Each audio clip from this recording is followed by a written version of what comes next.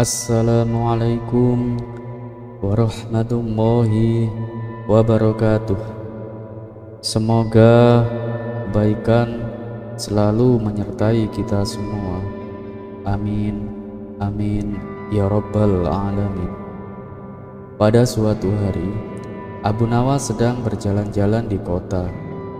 Ia melewati sebuah gereja besar dan mendengar suara ramai dari dalam. Karena penasaran, ia masuk untuk melihat apa yang sedang terjadi. Di dalam gereja, dua pendeta sedang berdebat sengit. Pendeta pertama berkata, yang paling penting di dunia ini adalah kekayaan. Dengan uang, kita bisa melakukan apa saja. Pendeta kedua membantah, tidak. Ilmu jauh lebih penting daripada kekayaan. Dengan ilmu, kita bisa meraih segalanya. Abu Nawas yang mendengar perdebatan itu berpikir sejenak. Lalu ia berkata, maaf, menurutku kalian berdua salah. Kedua pendeta itu menatap Abu Nawas dengan bingung. Apa maksudmu? Abu Nawas pun tersenyum. Kekayaan itu penting, tapi tanpa ilmu, kekayaan bisa habis. Ilmu juga penting, tapi tanpa kekayaan, ilmu sulit dimanfaatkan sepenuhnya. Jadi, yang paling penting adalah aku. Pendeta-pendeta itu semakin bingung. Kenapa kau yang paling penting? Abu Nawas menjawab dengan licik, karena aku yang memutuskan siapa di antara kalian yang benar dan sekarang aku lapar. Mana makan siangku? Kedua pendeta itu tertawa terbahak-bahak menyadari kecerdikan Abu Nawas. Mereka pun memberinya makan siang yang lezat dan perdebatan selesai dengan damai. Kisah selanjutnya. Abu Nawas jatuh cinta pada seorang gadis cantik di kampungnya. Setelah memberanikan diri, ia melamar gadis tersebut. Namun, calon mertuanya seorang pedagang kaya raya bernama Tuan Harun. Dia dikenal sangat sombong dan tidak menyukai orang miskin. Tuan Harun memandang Abu Nawas dari atas ke bawah dengan merendahkan. Jadi kau yang ingin menikahi putriku? Apa yang bisa kau tawarkan? Kau bahkan tidak punya harta. Abu Nawas pun tersenyum santai. Betul Tuan, saya memang tidak punya banyak harta, tapi saya punya sesuatu yang lebih berharga, yaitu kecerdasan. Tuan Harun mendengus. Cerdas? Itu tidak cukup. Aku ingin bukti. Abu Nawas pun pulang. Lalu ia kembali ke rumah Tuan Harun sambil membawa seekor kambing hitam yang telah ditaburi tepung hingga tampak putih. Tuan Harun tertawa kecil. Ini hanya trik bodoh. Jika tepungnya hilang, kambing itu tetap hitam. Abu Nawas menjawab, betul Tuan, tapi bukankah hidup ini juga hanya sementara? Warna bisa berubah, harta bisa hilang. Yang penting adalah bagaimana kita menerima keadaan. Tuan Harun yang mendengar Abu Nawas, Tuan Harun tertegun mendengar jawaban Abu Nawas. Akhirnya ia menguji Abu Nawas lagi. Kalau kau memang cerdas, buktikan bahwa kau bisa mengubah air menjadi emas. Abu Nawas pun mengambil segelas air, mengaduknya perlahan, lalu menyerahkan gelas itu kepada Tuan Harun. Minumlah Tuan. Setelah meminumnya, tubuh Tuan akan mendapatkan energi untuk bekerja keras, menghasilkan uang, dan bisa menjadi lebih kaya. Bukankah itu sama saja dengan mengubah air menjadi emas? Tuan Harun tertawa terbahak-bahak mendengarnya. Baiklah, kau memang cerdas. Kau boleh menikahi putriku. Kisah selanjutnya.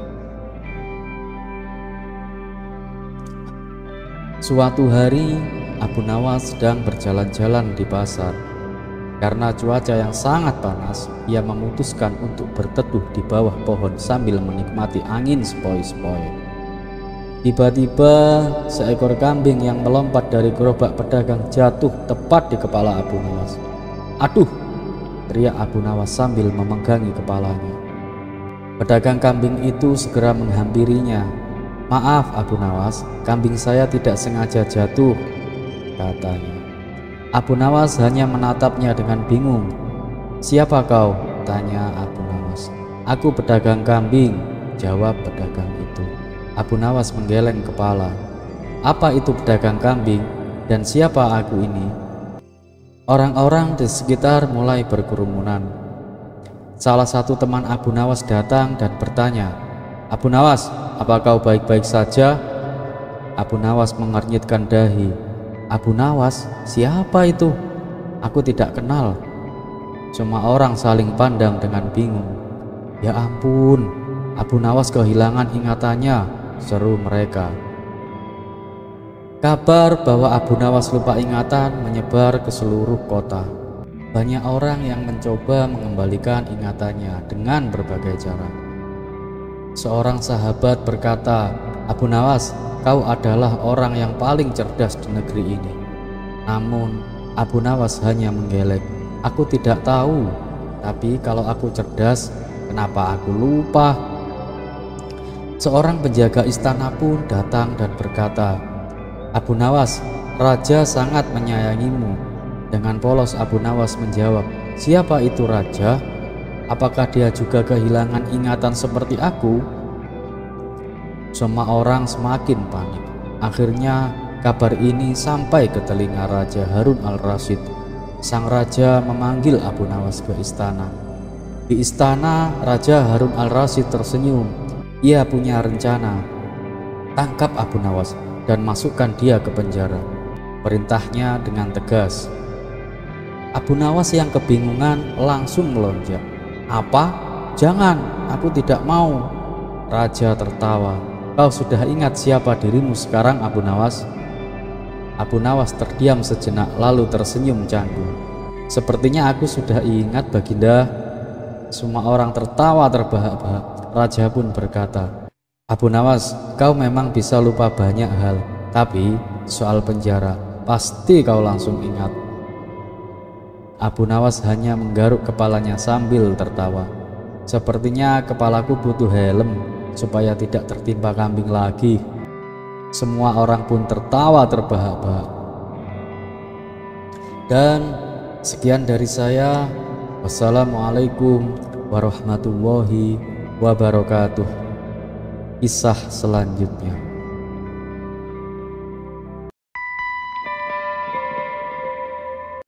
Assalamualaikum warahmatullahi wabarakatuh. Semoga kebaikan selalu menyertai kita semua. Suatu hari, Baginda Raja kembali ingin menguji kecerdasan Abu Nawas. Ia memanggilnya ke istana dan memberi sebuah tantangan yang tampaknya mustahil. "Abu Nawas, aku ingin kau membawakan sesuatu yang tidak ada di dunia ini," perintah sang raja. Mendengar permintaan itu, Abu Nawas terdiam sejenak, berpikir keras. Namun permintaan tersebut begitu aneh sehingga ia tidak tahu harus berbuat apa. "Wahai Paduka, sesuatu yang tidak ada di dunia ini, apakah Paduka yakin ingin itu?" tanya Abu Nawas meyakinkan. "Benar. Aku ingin kau menemukan sesuatu yang benar-benar tidak ada di dunia ini."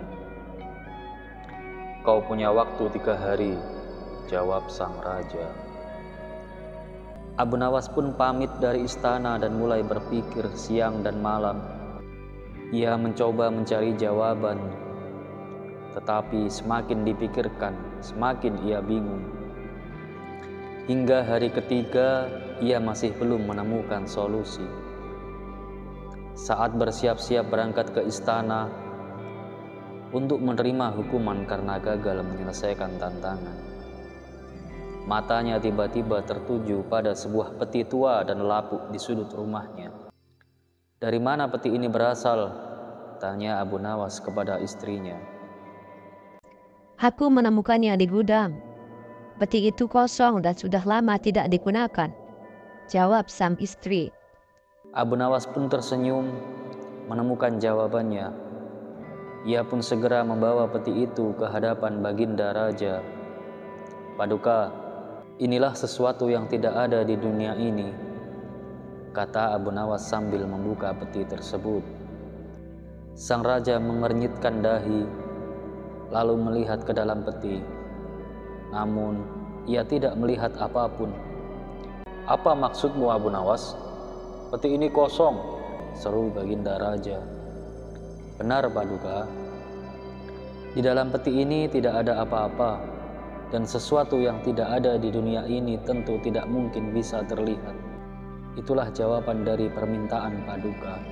Mendengar jawaban Abu Nawas, Baginda Raja terdiam sejenak, lalu tertawa terbahak-bahak. "Abu Nawas, kau memang cerdik. Aku mengakui kecerdasanmu. Baiklah, kali ini kau menang," kata sang raja memberikan hadiah kepada Abu Nawas. Sekali lagi, kecerdikan Abu Nawas berhasil mengelabui tantangan sang raja. Terlepas dari kisah ini adalah cerita fiksi atau kenyataan, karena hikmah adalah barang hilang seorang muslim. Di mana ia menemukannya, maka ia berhak mengambilnya. Dan satu yang harus selalu kita tahu, bahwa Allah Subhanahu wa Ta'ala tidak pernah menjanjikan bahwa langit itu selalu biru, bunga selalu mekar, mentari selalu bersinar. Tapi ketahuilah bahwa Dia selalu memberi pelangi di setiap badai, senyum di setiap air mata, berkah di setiap cobaan, dan jawaban di setiap doa. Dan seperti biasa, wassalamualaikum warahmatullahi wabarakatuh. Kisah selanjutnya.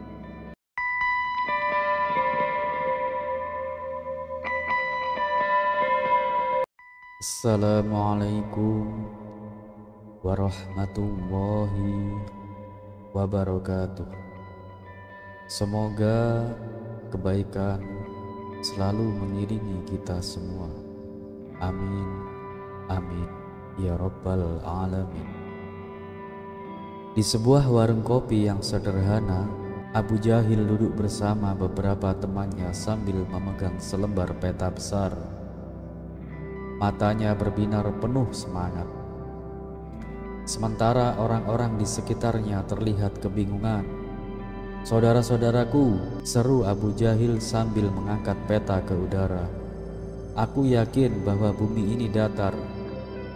Lihat saja peta ini. Tidak ada yang bulat di sini. Semua datar seperti roti pipih." Orang-orang pun mulai berbisik. Ada yang setuju, ada pula yang menahan tawa. Di sudut warung, Abu Nawas yang sedang menyeruput teh mendengar keributan itu. Ia bangkit dan berjalan mendekat. "Ada apa ini, Abu Jahil?" tanya Abu Nawas dengan senyum tenang. Abu Jahil bersemangat menjelaskan, "Aku yakin bumi ini datar. Kita tidak pernah jatuh dari bola raksasa itu. Dan kalau bumi ini bulat, seharusnya air lautan tumpah keluar angkasa." Abu Nawas tersenyum lalu bertanya, "Baiklah, kalau begitu bagaimana dengan bayangan bulan saat gerhana? Mengapa bentuknya selalu melengkung seperti cakram yang bulat menutupi matahari?" Abu Jahil mulai menggaruk kepalanya. Mungkin itu karena ada sesuatu yang lain di langit, katanya ragu-ragu. Abu Nawas tersenyum lebih lebar. "Jadi menurutmu ada benda misterius di langit yang bentuknya bulat? Kenapa bukan bumi ini sendiri yang bulat?" Orang-orang di warung pun mulai tertawa kecil. Abu Jahil merasa terbojok, tetapi ia tetap mencoba berargumen. "Tapi Abu Nawas, kalau bumi ini benar-benar bulat, kenapa kita tidak pernah merasa seperti berjalan di atas bola? Aku merasa permukaan bumi ini datar," ujar Abu Jahil. Abu Nawas menepuk pundak Abu Jahil dengan lembut. "Wahai Abu Jahil, bumi itu begitu besar hingga lengkungannya tidak bisa kamu rasakan. Kalau kamu berjalan di atas semangka raksasa sebesar gunung, kamu juga akan merasa permukaannya datar. Tapi itu tidak mengubah kenyataan bahwa semangka itu tetap bulat. Mendengar penjelasan itu, Abu Jahil pun terdiam. Akhirnya ia mengangkat kedua tangannya dan berkata, "Baiklah Abu Nawas, aku menyerah. Kamu memang terlalu cerdik." Abu Nawas tertawa dan berkata, "Tidak perlu menyerah Abu Jahil. Ilmu itu seperti perjalanan panjang. Teruslah belajar dan jangan malu untuk bertanya. Tapi ingat, pastikan argumenmu sekuat gravitasi, bukan seperti debu yang ditiup angin." Semua orang di warung pun tertawa, dan akhirnya Abu Jahil ikut tertawa bersama mereka. Meskipun kalah debat, ia merasa mendapatkan pelajaran berharga dari Abu Nawas. Kisah selanjutnya. Suatu pagi yang cerah, Abu Jahil datang ke rumah Abu Nawas dengan wajah yang penuh kebingungan. Kali ini ia membawa sebuah buku tebal bergambar monyet, manusia purba dan monyet modern di sampulnya. "Abu Nawas," serunya dengan suara lantang, "aku ingin bertanya sesuatu yang sangat penting." Abu Nawas yang sedang menyirami tanaman di halaman menoleh dengan senyum kecil. "Ada apa Abu Jahil? Wajahmu seperti orang yang baru melihat hantu di siang bolong." Abu Jahil menepuk-nepuk buku yang dibawanya. "Aku baru saja membaca buku ini Abu Nawas. Di dalamnya tertulis bahwa manusia berasal dari monyet. Apa menurutmu itu benar?" Abu Nawas tertawa kecil lalu mengusap janggutnya. "Ah, pertanyaanmu menarik sekali. Tapi sebelum aku jawab, katakan dulu, kenapa kamu tertarik dengan hal itu? Jangan-jangan kamu merasa seperti monyet purba?" Abu Jahil merengut. "Bukan begitu. Aku hanya penasaran. Kalau benar manusia berasal dari monyet, kenapa masih banyak monyet di dunia ini? Kenapa mereka tidak semua berubah menjadi manusia?" Abu Nawas tertawa lebih keras. "Itu pertanyaan bagus Abu Jahil. Baiklah, mari kita pikirkan bersama. Jika kamu menanam biji mangga, apa yang akan tumbuh? Pohon mangga atau pohon apel?" "Tentu saja pohon mangga," jawab Abu Jahil. "Nah, begitu juga dengan evolusi. Evolusi bukan berarti semua monyet berubah menjadi manusia. Mereka hanya memiliki nenek moyang yang sama di masa lalu. Seperti pohon mangga ini berasal dari satu biji, tetapi cabangnya bisa berbeda-beda." Abu Jahil menggaruk kepalanya. "Jadi maksudmu manusia dan monyet itu seperti cabang yang berbeda dari pohon yang sama?" Abu Nawas mengangguk. "Tepat sekali. Tapi ingat, ini adalah teori ilmiah, bukan dalil agama. Dalam agama, manusia pertama adalah Nabi Adam yang diciptakan langsung oleh Allah. Jadi, jika kamu bertanya apakah manusia berasal dari monyet, jawabannya tergantung pada sudut pandangmu, ilmu pengetahuan atau agama." Abu Jahil semakin bingung. "Jadi mana yang benar Abu Nawas? Ilmu pengetahuan atau agama?" Abu Nawas pun tersenyum bijak. "Wahai Abu Jahil, kebenaran itu seperti koin dengan dua sisi. Kadang ilmu pengetahuan membantu kita memahami ciptaan Tuhan, dan agama membantu kita memahami tujuan hidup. Jangan berpikir bahwa keduanya harus saling bertentangan. Sebaliknya, gunakan keduanya untuk menjadi manusia yang lebih baik." Abu Jahil terdiam sejenak lalu berkata, "Tapi kenapa aku masih merasa mirip monyet? Apakah ini karena wajahku?" Abu Nawas tertawa terbahak-bahak hingga hampir jatuh dari bangku. Abu Jahil, itu bukan karena evolusi. Itu karena kamu terlalu sering memanjat pohon untuk mencuri mangga di kebun tetangga." Mendengar itu, Abu Jahil pun tersipu malu dan akhirnya ikut tertawa bersama Abu Nawas. Dan begitulah sahabat kisah kali ini. Wassalamualaikum warahmatullahi wabarakatuh. Assalamualaikum warahmatullahi wabarakatuh. Bukan Abu Nawas namanya jika tidak bisa menjawab dan memecahkan teka-teki yang sulit.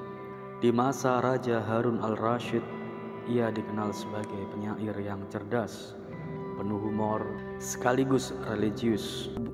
Suatu hari kota Baghdad digemparkan oleh orang asing yang menantang keberadaan Tuhan. Tidak ada yang bisa membantahnya, sampai Abu Nawas turun tangan.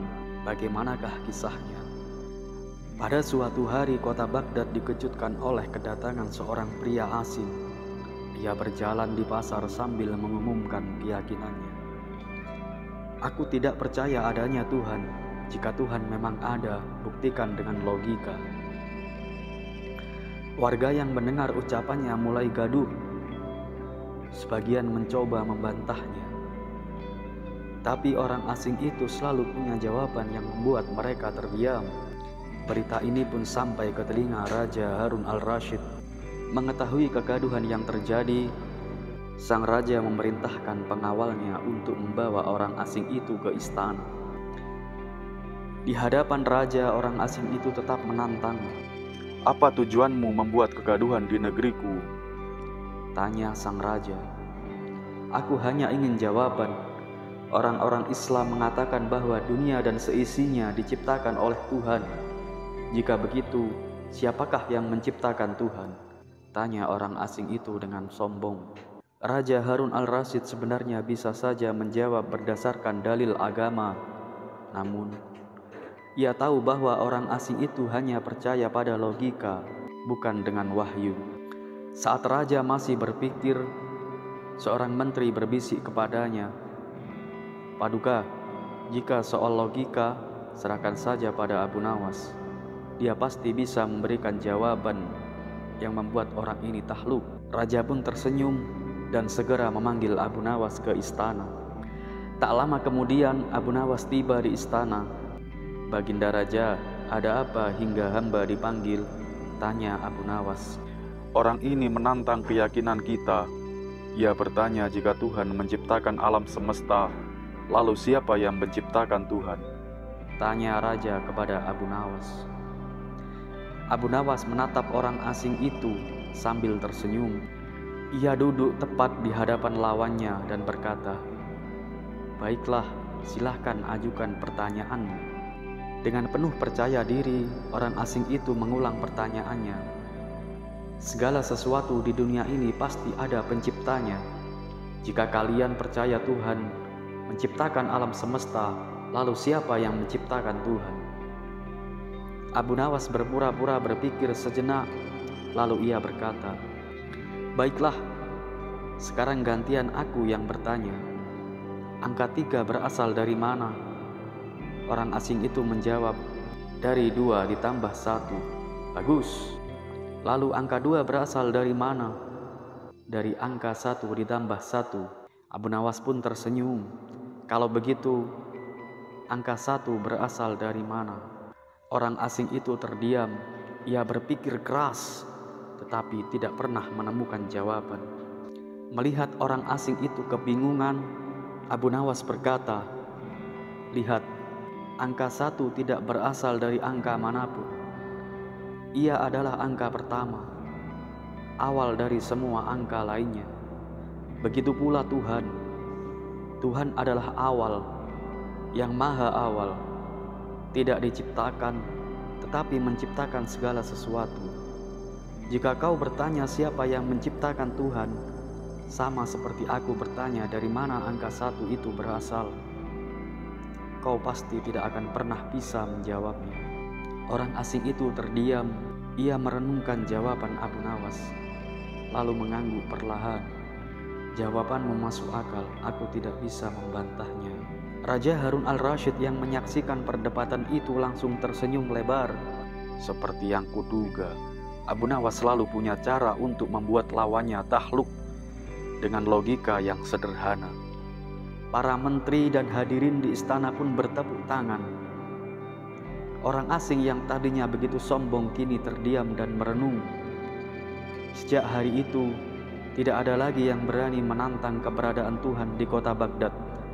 Semua orang semakin yakin bahwa kebijaksanaan tidak hanya berasal dari kitab suci, tetapi juga dari logika yang tak terbantahkan.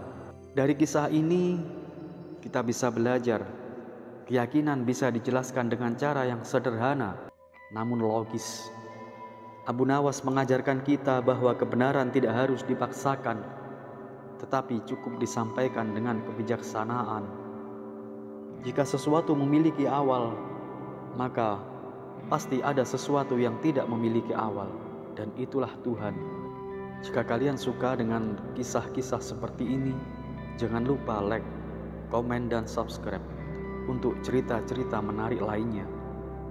Terima kasih, dan wassalamualaikum warahmatullahi wabarakatuh.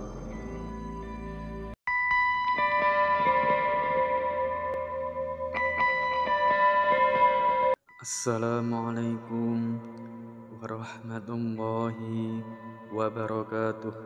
Semoga kebaikan selalu menyertai kita semua. Suatu hari, Baginda Raja memberikan tugas baru kepada Abu Nawas. Ia diperintahkan untuk menjaga gudang penyimpanan kerajaan pada malam hari. Pekerjaan ini mengharuskannya untuk tetap terjaga sepanjang malam demi memastikan keamanan gudang. Pada awalnya, Abu Nawas ragu untuk menerima tugas ini karena ia terbiasa tidur di malam hari dan menjalani aktivitas di siang hari. Namun, ketika raja menjanjikan bayaran yang besar, Abu Nawas pun setuju untuk menjalankan tugas tersebut. Sejak saat itu, setiap malam ia berjaga di gudang, dan akibatnya pada pagi hari ia tidak lagi pergi ke hutan seperti biasanya. Tetangganya yang biasa pergi bersamanya ke hutan mulai menyadari perubahan ini. Ia melihat bahwa Abu Nawas seringkali bangun kesiangan, tidak lagi berangkat ke hutan seperti dulu. Tetangganya merasa khawatir bahwa kebiasaan baru ini akan membawa dampak buruk bagi Abu Nawas. Suatu pagi, tetangga tersebut datang menemui Abu Nawas untuk memberinya nasihat. Dengan nada yang serius ia berkata, "Wahai Abu Nawas, tahukah engkau bahwa sebaiknya kita bangun sepagi mungkin?" Abu Nawas yang masih mengantuk pun bertanya, "Kenapa memangnya?" Tetangganya tersenyum dan berkata, "Seperti kata pepatah, orang yang bangun kesiangan rizkinya bakal dipatok ayam." Mendengar hal itu, Abu Nawas tersenyum kecil dan menjawab, "Maaf kawan, tapi aku tidak yakin bahwa bangun pagi akan membawa manfaat untukku. Lagi pula, ayam itu kan makan cacing, bukan makan rizki manusia." Tetangganya menghela nafas panjang dan berkata, "Ah, Abu Nawas, kamu selalu punya jawaban untuk segala hal. Tapi, izinkan aku bercerita. Beberapa hari yang lalu aku terbangun pagi-pagi dan berjalan ke suatu tempat. Di sana, aku menemukan sebuah cincin emas yang tergeletak di tanah. Aku yakin cincin itu jatuh pada malam sebelumnya. Coba kalau aku tidak bangun pagi-pagi, tentu aku tidak akan mendapatkan rizki berupa cincin emas itu." Abu Nawas tertawa kecil mendengar cerita itu. Dengan tenang ia berkata, "Kawan, aku rasa kamu hanya mengada-ngada. Tadi malam aku berada di jalan yang sama dan aku tidak melihat ada cincin emas di sana." Tetangganya tetap bersikeras, "Baiklah, mungkin kamu tidak melihatnya. Tapi menurutku, ini ada hubungannya dengan bangun pagi. Jika aku tidak bangun lebih awal, aku pasti tidak akan menemukannya." Abu Nawas tersenyum dan menggelengkan kepalanya sebelum berkata, "Coba pikir baik-baik. Orang kehilangan cincin emas itu pasti bangun jauh lebih pagi darimu untuk mencarinya." Mendengar jawaban Abu Nawas yang begitu logis, tetangganya hanya bisa terdiam. Ia tidak dapat membantah perkataan Abu Nawas. Setelah beberapa saat, ia memilih untuk pergi tanpa berkata apa-apa lagi. Sementara Abu Nawas tetap tersenyum puas. Dan Begitulah sahabat kisah kali ini. Tetap lakukan yang terbaik untuk hari ini, karena setiap langkah kecil yang kau ambil akan membawamu lebih dekat pada impianmu. Jangan takut gagal, karena kegagalan hanyalah bagian dari proses menuju keberhasilan. Tetap semangat, tetap berusaha, dan jangan pernah berhenti belajar. Ingat, hari ini adalah kesempatan baru untuk menjadi lebih baik daripada hari kemarin. Fokus pada apa yang bisa kamu kendalikan. Berikan yang terbaik dan percayalah bahwa usaha tidak akan pernah mengkhianati hasil. Tetap melangkah, tetap berjuang, dan jadilah versi terbaik dari dirimu sendiri. Sekian dari saya, dan wassalamualaikum warahmatullahi wabarakatuh.